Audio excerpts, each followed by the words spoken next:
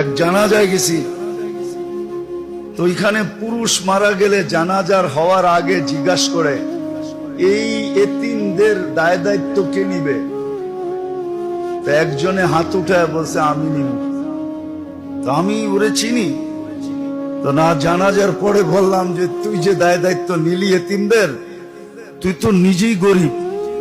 হাসি দিয়া বলতেছে শোন, এক রুটি তো ডেলি জোগাড় করতে পারবো, এক রুটি সবাই ভাগ করে খাবো।